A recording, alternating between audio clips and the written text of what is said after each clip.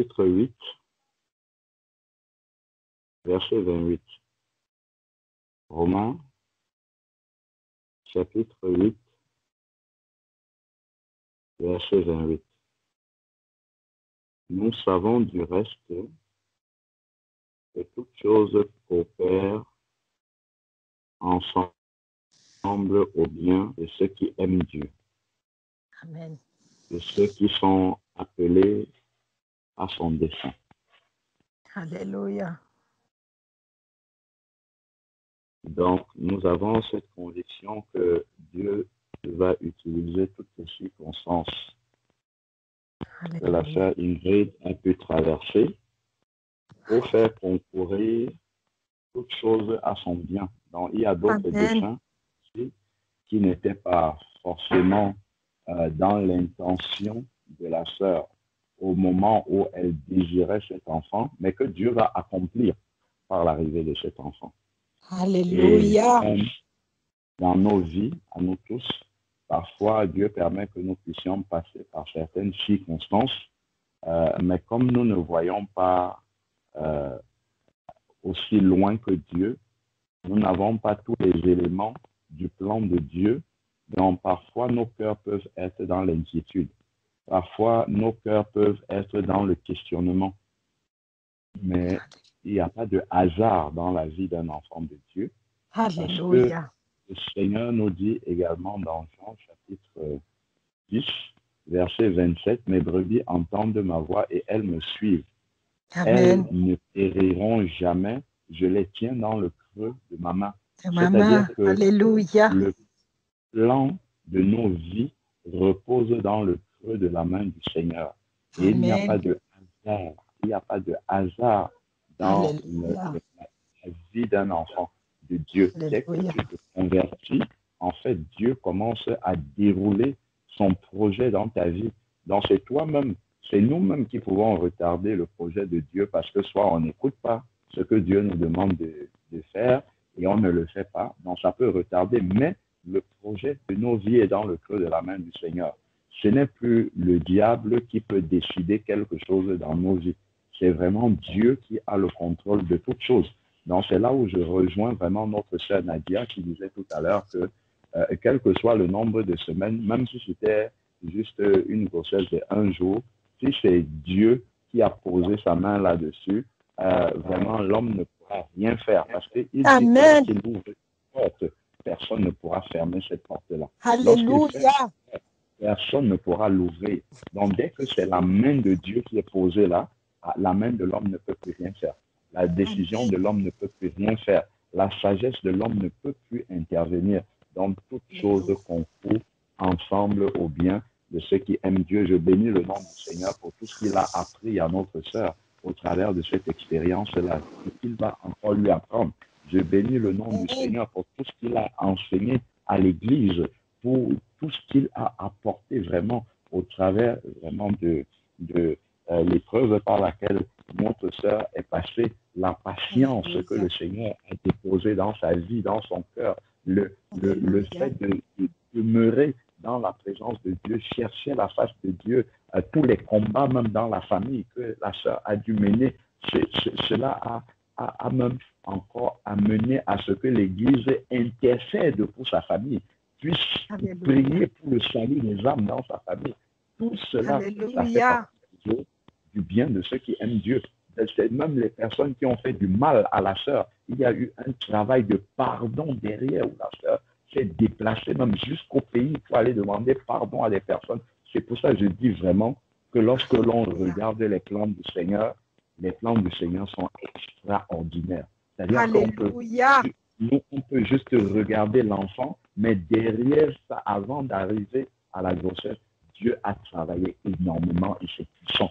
Et il va continuer encore à travailler puissamment. Dieu va sauver des âmes. Dieu va parler à des personnes au travers vraiment de ce qu'il est en train d'accomplir dans la vie de notre sœur et de nos vies à tous. Donc là, on prend appui sur le témoignage de notre sœur, mais ça, vraiment, c'est quelque chose de général dans l'expérience qu'un enfant de Dieu peut avoir dans sa marche avec Jésus-Christ. Donc, soyons-en sûrs, il n'y a plus de hasard dans nos vies. parfois on se pose souvent beaucoup de questions. Pourquoi ci, pourquoi ça? Ah, Seigneur, l'échéance arrive déjà. On est impatient, on est inquiet, ainsi de suite. Mais vraiment, quand nous revenons sur ces promesses-là, qui sont oui et amen, nous Amen. disons, Seigneur, même si je ne comprends pas encore là où est-ce que tu es en train de m'amener, mais je te fais entièrement confiance parce que toi, tu connais le chemin, tu connais l'issue, tu sais là où tu es en train de m'amener, que vraiment mon cœur puisse être dans la paix. Voilà pourquoi Jésus-Christ pouvait dire dans Jean chapitre 14, verset 27, je vous donne ma paix, je ne vous la donne pas comme le monde la donne. Parce que la paix qui vient du monde est une paix que l'on reçoit lorsqu'on a déjà vu les choses s'accomplir. Lorsque les événements sont arrivés et nous sommes dans la joie parce que nos yeux voient ces choses-là et ce sont ces événements-là qui procurent cette joie. Mais par contre, lorsque la paix vient de Christ, même si on ne voit pas encore les choses, même si dans le domaine physique, on est encore dans la tribulation, on est encore dans l'épreuve, on est encore dans la souffrance, mais comme on sait que c'est Christ qui est au contrôle, là, on a la paix dans le cœur. Là, on a la joie. Là, on a la quiétude. Là, il n'y a pas de doute dans notre cœur. Même si on est en train de traverser ces épreuves, ces expériences, nous savons qu'à la fin, lorsqu'on va mettre bout à bout ces choses-là qui sont en train de se passer dans nos vies, elles vont contribuer au bien, à notre bien, finalement. Pourquoi? Parce que c'est le plan de Dieu qui est en train de s'accomplir. Et nous savons que dans le plan de Dieu, tel que la parole nous dit, il n'a pas des projets de malheur pour ses enfants, mais des projets de bonheur. Ce sont des projets de bonheur. Et les projets de bonheur, pour Dieu, c'est un paix aimant.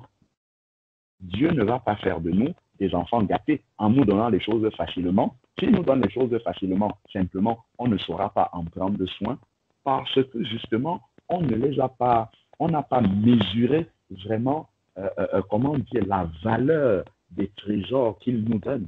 Donc, parfois, Dieu va passer d'abord par des épreuves. C'est un temps de formation. Ce n'est pas pour que nous méritions ce qu'il va nous donner, mais c'est un temps de formation pour pouvoir, comment dire, pour pouvoir comment dire, pour pouvoir jouir d'une manière qui réjouisse le cœur de Dieu d'une bénédiction qu'il nous accorde. Je suis sûr et certain que l'enfant que sœur Ingrid va porter, ce que cet enfant-là va représenter pour sœur Ingrid, parmi toutes mes sœurs qui ont eu leurs enfants immédiatement là, ça ne sera pas la même chose. C'est-à-dire qu'il y aura une manque particulière parce que Dieu l'a fait passer par tant de cheminement pour pouvoir arriver là. C'est-à-dire qu'il y aura une, comment dire, c'est-à-dire cet enfant-là va représenter un enseignement pour sœur Ingrid. C'est-à-dire que ça sera vraiment, quand elle va voir cet enfant-là, en fait, elle va se souvenir immédiatement du cheminement par lequel Dieu l'a fait passer et de tout ce que Dieu a fait grandir en elle au travers de ce cheminement-là. Et ça, c'est vraiment quelque chose d'important. Et ça fait grandir encore notre attachement au Seigneur, notre confiance au Seigneur. Donc, il dit, car ce qu'il a connu d'avance, donc parce que le Seigneur, dans sa préséance, connaît ceux qui vont l'accepter dans sa vie, dans leur vie, donc il les a aussi prédestinés à être semblables à l'image de son Fils. Comme nous savons, nous sommes destinés à atteindre la stature parfaite de Christ afin qu'il soit le premier-né d'un grand nombre de frères. Lorsque nous voyons le cheminement de Christ sur la terre, Christ est venu pour accomplir le salut de l'humanité, pour mourir à la croix. C'était ça l'objectif de sa vie. Donc, tout le cheminement par lequel il est passé par le rejet, il est passé par l'abandon, il est passé par la souffrance, il est passé par la moquerie, il est passé par beaucoup de choses, mais avec un objectif. Donc, c'est-à-dire, sur tout le cheminement de Christ, il n'y a pas eu un moment où le diable est venu prendre le contrôle et a commencé à réaliser son plan. Non, pas du tout. À chaque fois, le Seigneur contournait toujours les plans, les pots de banane de l'ennemi et le projet de Dieu était en train de s'accomplir.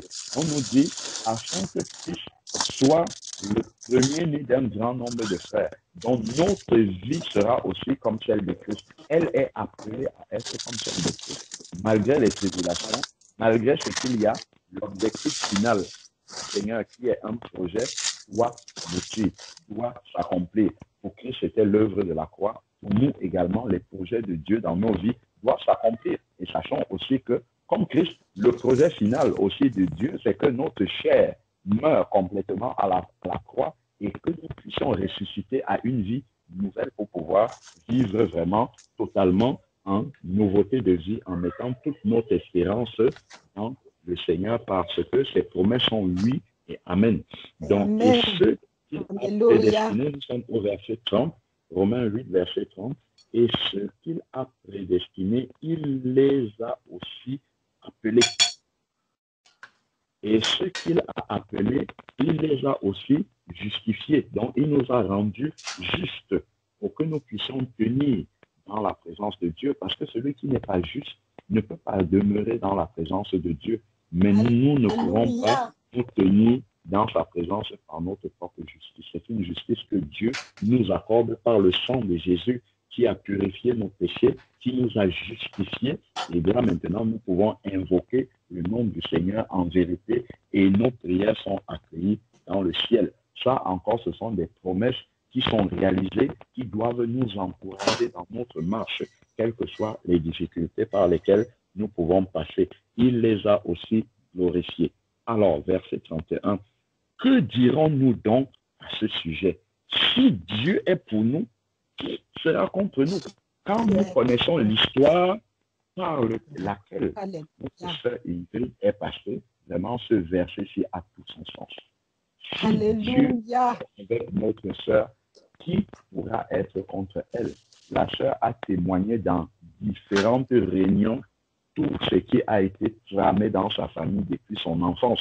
Mais cette parole-ci, elle s'est accomplie et elle s'accomplira toujours dans la vie de notre sœur. Si Dieu est avec toi, qui pourra être contre toi? Les hommes peuvent dire ce qu'ils vont dire, mais au final, la promesse de Dieu pour ta vie, la volonté de Dieu pour ta vie est celle qui va toujours s'accomplir. La promesse de Dieu pour chacune de nos vies est toujours celle qui va s'accomplir. Il faut que nous puissions nous détacher des paroles des hommes.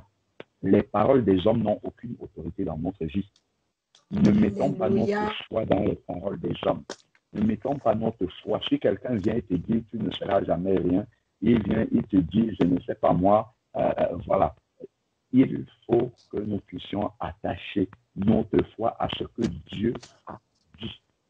C'est uniquement là-dedans que nous devons mettre notre foi, que ce soit les médecins en tant qu'hommes, que ce soit les gens de nos familles en tant qu'hommes, que ce soit je ne sais pas qui, tant que cela ne correspond pas à ce que Dieu lui dit de nous dans sa parole, ne mettons pas foi là-dedans. C'est pour ça que parfois, beaucoup, on peut se décourager dans notre marche, on peut commencer à prendre un cheminement qui n'est pas celui que Dieu attend de nous, qui n'est même pas dans le projet de Dieu pour nous, parce que nous avons écouté une parole d'homme et nous avons mis notre foi là-dedans. Mais non, mettons notre foi dans ce que Dieu dit, parce qu'il a un projet. Ce que nous lisons là nous montre vraiment que Dieu a un itinéraire pour notre vie. Il a un plan pour notre vie. Notre vie n'est pas un tâtonnement devant le Seigneur. Nous n'en connaissons pas le plan. Il nous le révèle au fur et à mesure, mais nous devons avoir confiance parce qu'il a dit déjà d'avance que vraiment, il a un projet pour nos vies. Donc, qui pourra être contre nous si Dieu est avec nous? Dieu est avec tous ses enfants. À partir du moment où nous sommes un enfant de Dieu, Dieu est avec nous. Donc, que dirons-nous donc à ce sujet? Si Dieu est pour nous, qui sera contre nous? Verset 32. Lui qui n'a pas épargné son propre fils, mais qui l'a livré pour nous tous. Comment Dieu pourrait-il livrer son fils pour nous tous et notre vie n'est pas, est un malheur devant le Seigneur? Non, ce n'est pas possible. Dieu ne peut pas payer un prix aussi fort pour que nous ayons une vie malheureuse. Cela n'est pas possible. Nous ne parlons pas du bonheur selon les hommes qui vont estimer le bonheur à la richesse humaine, ainsi de suite. Non, nous parlons vraiment de la prospérité spirituelle, de vraiment l'attachement à Jésus-Christ, de vraiment la manière dont notre vie peut glorifier le Seigneur. C'est vraiment de cela qu'il s'agit ici. Donc, il a donné son Fils qui est le prix le plus élevé. En fait, Dieu ne pouvait pas donner quelque chose de plus cher que cela, parce qu'il a donné ce qu'il avait de plus cher. Il a donné le meilleur de ce qu'il avait de nos vies.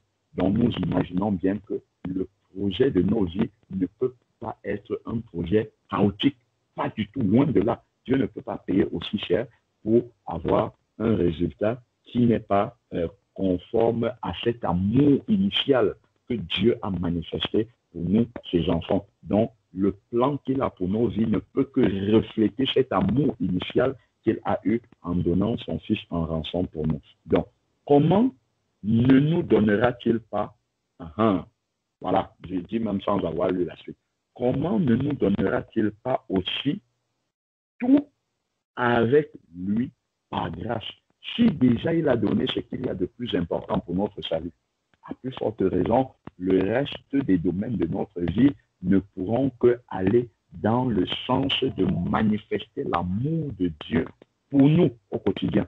Donc Dieu ne va pas voir les larmes de notre sœur toute sa vie et la laisser dans une stérilité des entrailles toute sa vie. Non, non. Il y a un moment où le Seigneur dit stop. Peu importe ce que les hommes ont fait, stop. Et maintenant, mon projet va s'accomplir. Et il en est de même dans chacune de nos vies, quel que soit ce qu'il y a dans nos vies. Donc, qu'il y ait des fardeaux dans ta vie. Lorsque tu es venu à Christ, il y a des montagnes qui sont dans ta vie dont tu n'en vois pas le bout, dont tu ne vois pas l'issue. Viens avec ces montagnes-là, pose ça au pied de la croix et dis, Seigneur, voici ces montagnes qui sont dans ma vie. Mes combats ne sont plus les miens, ils sont les tiens. Je dépose ça au pied de ta croix. Et maintenant, me voici disponible pour faire au Seigneur ta volonté. Dieu lui-même va s'occuper de cette montagne qui te paraissait infranchissable. Et toi, ton cœur et ta personne sont disponibles pour le travail du Seigneur. Quand tu vas te retourner vers cette montagne-là, un jour, tu verras que sans aucun effort, la montagne est abattue, elle est tombée, elle n'existe plus, parce que c'est le Seigneur lui-même qui s'en est occupé. Mais quand tous nos yeux sont rivés sur la montagne qui est devant nous, quand cette montagne-là devient un sujet de questionnement quotidien, permanent dans nos vies, cela nous cache même l'amour de Dieu. Cela nous voile sur le projet que Dieu a dans notre vie, nous voile sur la puissance que Dieu a, la capacité qu'il a de pouvoir renverser ces montagnes-là. Pourquoi? Parce que nos yeux sont simplement focalisés là-dessus et Satan agrandit cette montagne-là en nous mitraillant de mauvaises pensées pour nous montrer ce que Dieu n'a pas encore accompli dans nos vies. C'est comme ça que Satan appelle ça. Il agrandit ce que Dieu n'a pas encore accompli dans nos vies, alors que tel n'est pas le cas. Nous devons réaliser que même si nos yeux n'ont pas encore vu la manifestation de certaines choses dans nos vies, les promesses de Dieu pour nos vies sont oui et amen. C'est-à-dire que quand je lis une promesse de Dieu dans ma vie, je dois recevoir dans mon cœur que cette promesse-là est déjà accomplie. Pourquoi? Parce que je suis un enfant de Dieu. Et Dieu, il sait plus que quiconque. Il n'a pas besoin du conseil de quelqu'un pour savoir comment éduquer ses enfants, pour savoir comment donner des choses à ses enfants.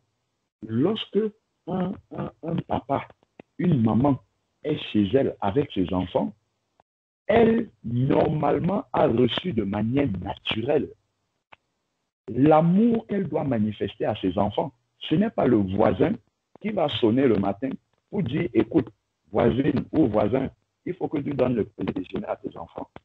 À midi, il faut que tu donnes à manger à tes enfants. Il faut que tu fasses les devoirs à tes enfants. Il faudrait que tu laves les vêtements de tes enfants parce qu'ils sont sales. Ce n'est pas un voisin qui vient nous dire ça. Nous le faisons de manière spontanée et naturelle parce que nous aimons nos enfants. Si mauvais comme nous sommes, nous dit la parole de Dieu dans Luc chapitre 11. nous arrivons à donner ces bonnes choses-là à nos enfants, à plus forte raison, le Père céleste qui est rempli d'une sagesse infinie, nous donnera-t-il les choses qui correspondent à ce qui est bon pour nous. Donc, une promesse peut ne pas encore être manifestée dans nos vies. Je dois garder cela dans mon cœur parce que Dieu l'accomplira selon son agenda au moment propice. Parce que moi, je peux croire que quelque chose doit m'être donné par le Seigneur aujourd'hui, alors que Dieu a un autre travail à faire qui est plus urgent, qui est prioritaire dans ma vie, avant de m'accorder cela.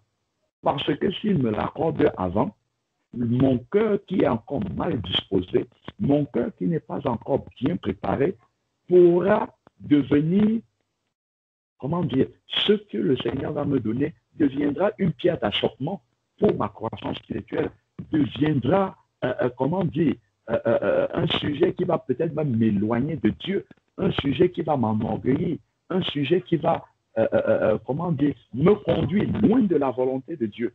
Donc Dieu va prendre le temps de m'enseigner d'abord, va prendre le temps de préparer mon cœur afin que ces choses-là arrivent.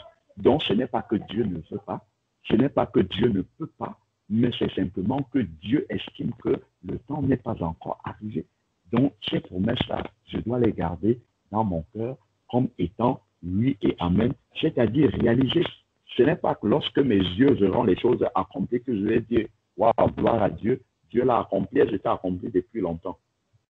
Le Seigneur nous dit dans Marc chapitre 11, verset 24, que ce que nous demandons dans la prière, croyons que nous l'avons obtenu et ensuite cela se manifestera. Nos yeux verront cela s'accomplir. Donc il y a d'abord un travail de foi par rapport à la parole de Dieu, par la parole des hommes, et ensuite, maintenant, vient la manifestation de la promesse du Seigneur. Donc ça, c'est vraiment important. Verset 34 maintenant. Dans verset 33, qui accusera les élus de Dieu? C'est Dieu qui justifie. Qui les condamnera? Jésus-Christ est celui qui est mort, bien plus qu'il est ressuscité, et il est à la droite de Dieu. Il fait comment? Intercède pour nous. Parfois, nous oublions ces points-là, que le Seigneur est auprès du Père pour encore rappeler ces promesses-là dans la présence du Père, afin qu'elles nous soient accordées, dont nous devons bannir l'inquiétude de nos cœurs. Nous devons bannir toutes ces, comment dire, la grandeur que nous voyons des montagnes qui sont dans nos vies comme étant infranchissables. Non. Souvenons-nous de celui-là qui intercède pour nous. Qui nous séparera de l'amour de Christ? Qui est-ce qui va nous séparer de cet amour? Cet amour de Christ qui a commencé par le salut éternel qu'il nous a accordé, par nos vies qu'il a commencé à régler, à conformer au plan d'amour qu'il a pour nous. Qui va venir nous séparer de cet amour-là? Il ne faudrait donc pas que tout ce que nous allons citer après vienne occulter, vienne jeter un voile sur notre cœur, sur ce que Dieu a déjà fait. S'il a fait la chose la plus importante, regardons un peu comment nous étions. Si chacun de nous regarde un peu en arrière la vie qu'il avait, le comportement qu'il avait, les choses les plus abominables que chacun de nous a commises, toutes ces saletés qui étaient dans nos vies, que nous avons pu commettre, si Dieu, dans sa sainteté, a pu venir donner son Fils en rançon, mourir à la croix, nous donner sa perfection, effacer ces péchés qui étaient pires, plus sombres, plus lugubres, plus abjects que du cramoisi, comme nous dit Ésaïe chapitre 1, verset 18. Même si vos péchés sont comme le cramoisi, ils sont devenus blancs comme la neige. Si Dieu a regardé toute cette saleté-là, il est quand même venu, il nous a lavés, il nous a purifiés, il nous a justifiés. Imagine un peu, mon frère, ma soeur, toutes les paroles, tous les venins qui sont déjà sortis de ta bouche, ou qui sortent même encore. Imagine un peu tous les meurtres que ta bouche a déjà commis, parce que le Seigneur nous dit dans Matthieu chapitre 5, que si je dis raka à mon frère, je suis un meurtrier. Si je l'appelle insensé, c'est un meurtre que j'ai commis déjà devant Dieu. Imaginons tous les meurtres que nous commettons. Mais Dieu est venu nous prendre, il nous a lavés, il nous a purifiés, il nous a justifiés. Et cette bouche-là invoque le nom du grand roi. Imaginons un peu dans les cieux, lorsqu'on lit dans Apocalypse 5, les myriades, ce sont des milliards dans le ciel qui adorent déjà le Seigneur dans le ciel. Et Dieu accepte nos faibles voix, ces voix-là qui ont été souillées par tant de choses, ces voix qui se souillent encore par ce qui sort de nos bouches. Dieu les purifie et accepte dans sa présence que nous puissions le célébrer, que nous puissions le louer, que nos voix arrivent dans le ciel. Si Dieu a fait cela, qui est la chose la plus folle, la plus inimaginable, Dieu l'a fait. À plus forte raison, les petites montagnes de nos vies, que représentent ces petites montagnes-là? Que représentent les petits combats de nos vies au quotidien là, qui nous semblent tellement, quel que soit celui par qui un dossier doit être débloqué, une direction doit être prise, quelle que soit la montagne qui est dans ta vie, quel que soit ce qu'il y a, les enfants qui ne vont pas bien, qui sont têtus, je ne sais pas quel est le fardeau qu'il y a dans ta vie, dans la mienne. Mais lorsque nous regardons ce que Dieu a déjà fait pour notre salut, mais quelles sont toutes ces petites tribulations-là deviennent, on ne peut même pas les appeler montagnes. C'est tellement insignifiant. Et c'est ça que le diable ne veut pas que nous voyons. C'est ça, il va nous voiler les yeux dessus et va provoquer la tristesse dans nos cœurs, va nous freiner dans l'ardeur, dans la prière, dans la louange, va infecter nos vies spirituelles à cause de cela. Mais Dieu veut que nous revenions et que nous réalisons par le plan qu'il a déjà accompli pour notre salut, de voir que le reste de nos vies, ce n'est rien du tout.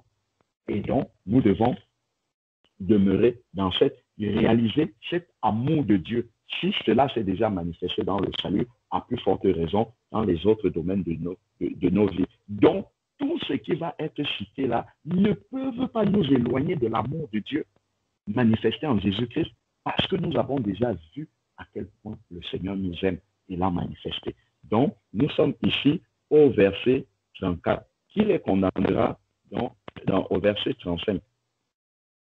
Qui nous séparera de l'amour de Christ? Est-ce la tribulation? Est-ce que parce que la tribulation va venir, les épreuves vont arriver dans nos vies, je vais commencer à confesser des paroles négatives dans ma vie? Est-ce que c'est ça que je dois faire? Commencer à confesser des paroles qui ne glorifient pas Dieu, des paroles de doute, des paroles négatives, des paroles comme si le Père m'avait oublié, comme si le Père ne sait plus qu'il a un enfant qu'il a appelé à lui, qu'il a appelé au salut. Non, je ne dois pas laisser ces paroles-là sortir. Je ne dois pas murmurer dans mon cœur. Je ne dois pas faire comme si Dieu était devenu un Père injuste. Même la manière, les paroles qui sortent de ma bouche dans la prière ne doivent pas être des paroles d'incrédulité ou des paroles qui remettent en question l'amour de Dieu pour moi ou la puissance, la capacité de Dieu à intervenir dans ma vie. Ça ne doit pas sortir de mes prières. Ça ne doit pas sortir de mes louanges. La tristesse que nous pouvons souvent manifester, une tristesse qui est liée à nos problèmes. Non. S'il y a une tristesse qui sort de notre cœur dans la présence de Dieu, ça doit être une tristesse parce que nous voyons que notre marche n'est pas conforme à la volonté de Dieu. Parce que lorsque nous regardons l'amour de Dieu pour nous et que nous regardons notre marche, lui, ça peut nous rendre tristes pour un moment, pour nous aider à nous relever et partir plus loin avec le Seigneur. Mais la Bible nous dit, soyez toujours joyeux. Qu'est-ce qui va provoquer notre joie? Ce ne sont pas les circonstances de notre vie, mais c'est de réaliser cet amour incommensurable, impensable, insaisissable pour la pensée humaine que Dieu a déjà manifesté dans nos vies, en nous sauvant. Il n'y a qu'à regarder tout le cheminement de notre vie et de voir ce que Dieu nous permet de faire maintenant en tant que ses enfants. Le louer, parler de lui, prier, intercéder, invoquer sa puissance afin que sa volonté soit faite sur la terre. Qui sommes-nous? Seigneur, nous disons, quand nous regardons par exemple les nouvelles à la télévision, nous regardons le G20 ou le G7 ou je ne sais pas, toutes les organismes de décision du monde entier qui se réunissent pour prendre les grandes décisions sur la terre. Pour dire que bon, voilà, on va aller en Afrique, là-bas, on va faire ceci, le franc CFA va disparaître, la monnaie, je ne sais pas moi, l'euro sera plus fort que, je ne sais pas moi, que le dollar. Dans tel endroit, on va prendre telle décision.